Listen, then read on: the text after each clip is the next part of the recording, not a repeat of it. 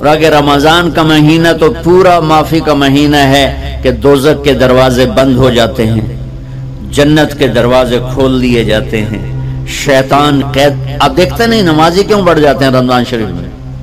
کہ وہ نامراد قید ہو جاتے ہیں. تو کسی کو زنجیروں میں باندھو وہ چل تو نہیں سکتا، چھوڑ دو زنجیریں تو چل پڑے گا. تو اللہ تعالی ہم سب کی حفاظت فرمائے. کوئی دعویٰ نہ کرے، لیکن جو تھوڑا سا غفلت میں ہوتا ہے تو ایمان کمزور ہوتا ہے، انہوں تو شیطان بن کے جامع نہیں دینے. جمعے جاواں گے، جمعے کئی جمعہ بھی نہیں پڑھتے، عید تے جاواں گے، کوئی عید بھی نہیں پڑھتا. یہیں یہ ایک نگینہ سینما کے مالک نے بیان کروایا تھا اور اس نے بعد میں اس سینما کو گرا دیا. آج کل وہ کینیڈا میں ہوتا ہے. تو وہ سینمے کا جو تھا نا مینیجر، وہ میرے پاس آیا، کہا مولانا آج میں پہلی نماز پڑھی ہے. وہاں ہم نے مغرب کی نماز پڑھی، اس کے بعد بیان ہوا. بیان کے بعد وہ اتنا ہنگامہ ہوا کہ رش بہت تھا تو وہاں نماز پڑھی نہیں جا سکے. ہم نے کہنے لگا میں چل رہا تھا میرے ساتھ ساتھ، مولانا آج میں پہلی نماز پڑھی. میں نے کہا کیا مطلب؟ کہا جی یہی کہ آج زندگی دی پہلی نماز پڑھی. ہوگا راؤنڈ اباؤٹ 40-45 سال کا. میں کہا پہلی نماز؟ ہاں جی پہلی نماز. جمعہ پڑھے؟ نہیں کدی نہیں. عید؟ نہیں کدی نہیں. آج پہلی نماز تواڈے پیچھے پڑھی ہے. شیطان جب قید ہوتا ہے تو زنجیریں کھل جاتی ہیں تو نمازی بڑھنا شروع ہو جاتے ہیں. اس کے بعد جو گھٹتے ہیں نا تو شیطان کی وجہ سے نہیں، اپنی عادت اور سستی کی وجہ سے. پہلے 2-3 دن بڑا جوش ہوتا ہے، پھر اس کے بعد گھٹتے ادھے کو پھر نکل جاندے ہیں، ادھے رہ جاندے ہیں. تو تراویح میں بھی پہلے پوری مسجد بھرے گی، پھر ایک صف جائے گی، پھر دوسری جائے گی، پھر تیسری جائے گی. تو بھائیو یہ رمضان آ رہا ہے. دیکھو میں ہاتھ جوڑتا ہوں، نماز 5 وقت سارا سال فرض ہے، لیکن روزے کی برکت سے کیا ہوتا ہے؟ شیطان قید ہو جاتا ہے تو وہ سارے بھاگے آ رہے ہوتے ہیں. اللہ سے مانگ لو اس رمضان میں کہ یا اللہ ایسی توفیق دے کہ موت تک نماز نہ چھوٹے. رمضان میں بہت سے لوگ رشوت لینا چھوڑ دیتے ہیں کہ نہیں جی ہن رمضان شریف آ گیا. رمضان شریف بھی تو آیا ہے، لیکن اصل میں شیطان قید ہوا ہے تو اب کہہ رہے نہیں ہن رشوت نہیں لینی، مہینے بعد لواں گے. ڈنڈی مارنے والا کہتا ہے نہیں صحیح تولنا ہے، پھر رمضان تو بعد کٹھی کسر کر لواں گے. وہ کیا وجہ ہے پیچھے؟ ایک تو رمضان کی برکات ہیں، اور ایک شیطان کا قید ہونا ہے، اور ایک جنت کے دروازوں کا کھل جانا، دوزخ کے دروازوں کا بند ہونا، اللہ کے عرش کا پہلے آسمان پہ مستقل ڈیرا ڈال دینا، اور پھر اعلان کرنا ہے کوئی بخشے چاہنے والا ہے، کوئی معافی مانگنے والا ہے، کوئی توبہ کرنے والا ہے، کوئی جنت مانگنے والا ہے، کوئی دنیا مانگنے والا. آؤ مانگو. اور ایک فرشتہ اعلان کرتا ہے اے بھلائی کے چاہنے والے شاباش آگے بڑھ. اور دوسرا فرشتہ اعلان کرتا ہے اے برائی کے کرنے والے بس کر اور واپس آ جا، بس کر اور واپس آ جا. رمضان کا مطلب ہے جل جانا. رمضان کے لفظ کا مطلب ہے جل جانا. جلنے کا مطلب کیوں ہے اس میں؟ کہ رمضان میں اللہ سارے گناہوں سے اپنے بندوں کو پاک کر لیتا ہے اور ان کے گناہوں کو جلا دیتا ہے، جس سے وہ پاک ہو کر جو سونا آگ میں جل کے خالص ہو کے باہر آتا ہے. روزہ رکھنے والا بھوک کی آگ میں جل کے خالص ہو کے باہر آ جاتا ہے. اللہ اس کے سارے گناہ معاف فرماتا ہے. جان نال سنیں، سب سے اعلیٰ درجے کا مسلمان، میرے نبی کا جواب، جو سارا دن مصلی پہ بیٹھا رہے، جو ہر سال حج عمرہ کرے، جو مسجد سے نہ نکلے، جو رات کو قرآن پڑھے، دن میں روزے رکھے. نہیں، سنو غور سے سنو. من سلم المسلمون لسانہ ویدہ، سب سے اعلیٰ درجے کا مسلمان فیصل آباد کا وہ ہے جو اپنے مسلمانوں کو تکلیف نہ پہنچائے، جو ہاتھ اور زبان سے کسی کو تکلیف نہ پہنچائے، وہ سب سے اعلیٰ درجے کا مسلمان ہے. کیا بات. میرے نبی سے ایک صحابی نے پوچھا یا رسول اللہ، ہمارے محلے میں ایک خاتون رہتی ہے، رات کو تہجد پڑھتی ہے، دن میں روزے رکھتی ہے، پر اس کی زبان بہت سخت ہے، بہت بےزتی کرتی ہے۔ آپ نے کہا جہنم میں جائے گی۔ کہا جی ایک خاتون ہے جو نہ نفلی روزہ، لیکن اس کی زبان کا بول بڑا میٹھا ہے، کہ وہ جنت میں جائے گی۔ تو سب سے اعلیٰ درجے کا مسلمان کون ہے جو کسی کو تکلیف نہ پہنچائے؟ پھر اس نے پوچھا ای الایمان افضل، سب سے اعلیٰ درجے کا مومن کون ہے؟ تو آپ نے فرمایا حسن الاخلاق، جس کے اخلاق اچھے ہوں وہ سب سے اعلیٰ درجے کا ایمان والا ہے۔ کیونکہ تکلیف نہ پہنچانا اخلاق کی ایک صفت ہے، اور اخلاق کی بے شمار اقسام۔ میرے نبی نے فرمایا اچھے اخلاق 360 صفات کا نام ہے۔ ایک صفت بھی کسی مسلمان مرد عورت کے اندر ہوگی تو جنت میں چلا جائے گا۔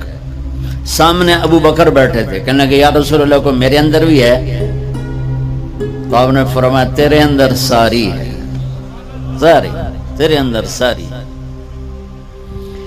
تو ابتدا بھی بتا دی، انتہا بھی بتا دی، اور عبادت بھی مسلمان کو اخلاق تک پہنچاتی ہے۔ اب سنو قرآن سے، اللہ تعالیٰ انسان کسے کہتا ہے؟ ایمان والوں کو۔ ان الذین کفروا من اہل الکتاب والمشرکین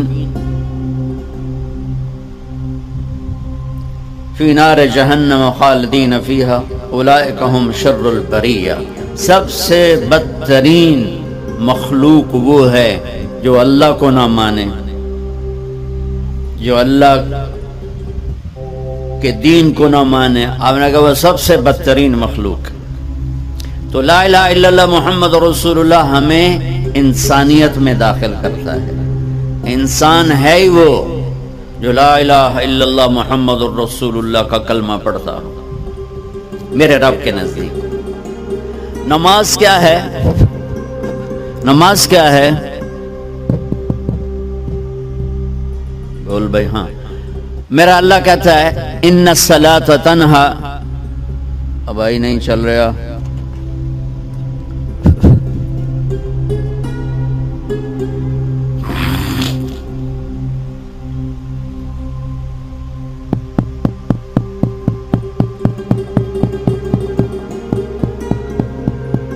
تھوڑی آواز ہے۔ نماز کیا ہے؟ ان الصلاۃ تنہا عن الفحشاء والمنکر، تم نماز پڑھو، یہ تمہیں بد اخلاقی سے بچائے گی اور یہ تمہیں گناہوں سے بچائے گی۔ تو نماز بھی انسان کو اخلاق تک لے جا رہی ہے، فحاشی سے بچائے گی، گناہوں سے بچائے گی، اخلاق کی طرف سفر۔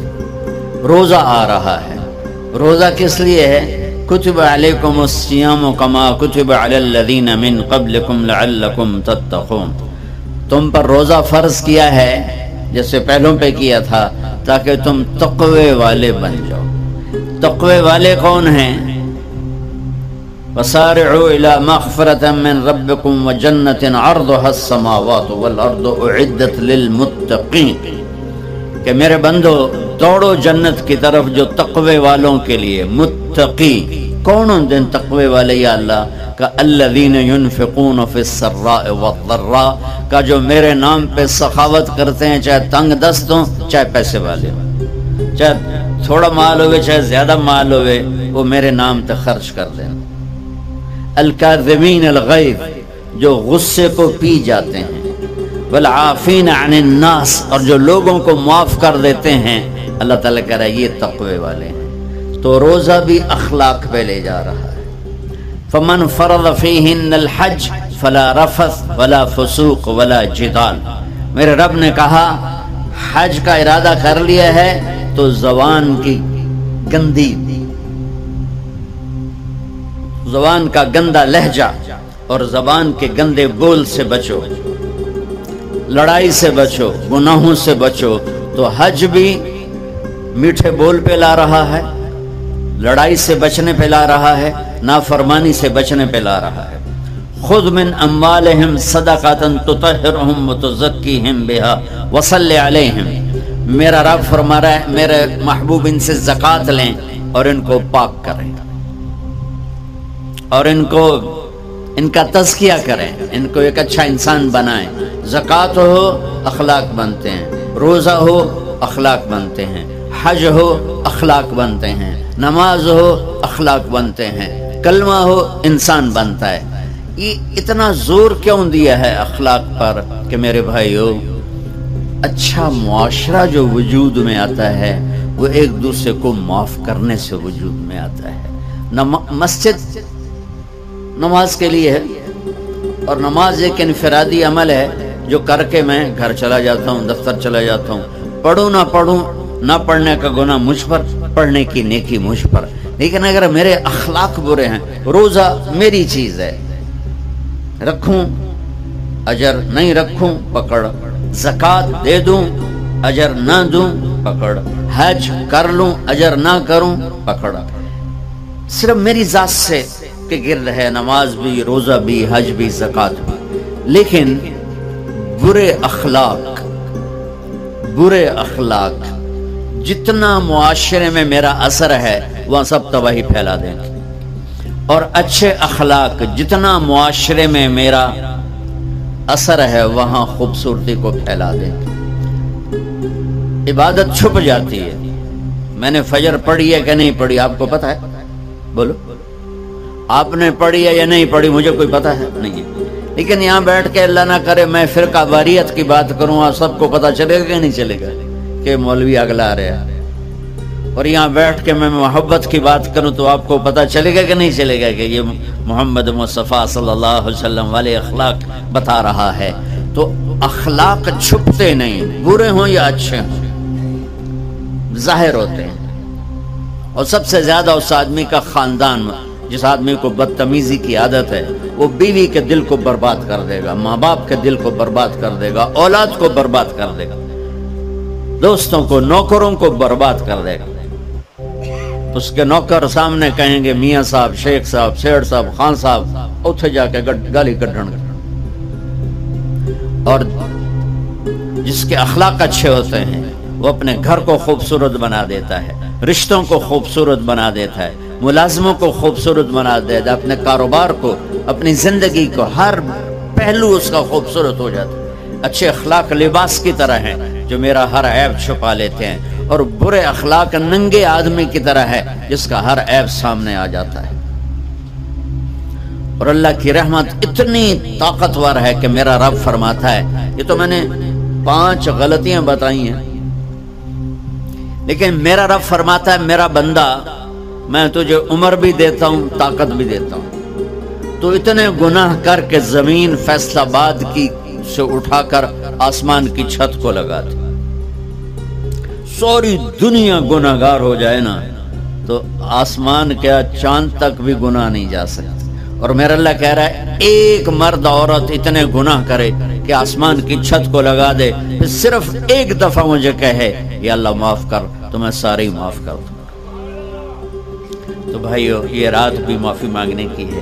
تو میرے عزیز، اور رمضان شریف آ رہا ہے، اپنے دل کو کینہ سے صاف کرو، بغض سے صاف کرو، نفرت سے صاف کرو، کسی سے لڑے ہوئے ہو اللہ کے واسطے صلح کر لو۔ یہ لڑنے کی جگہ نہیں ہے، محبت کر کے جاؤ تو اللہ بڑے اونچے عالی درجات نصیب فرمائے گا۔ اور اللہ تعالیٰ موقع دے تو رمضان میں ایک 3 دن تبلیغ میں اللہ کے راستے میں ضرور لگا لینا۔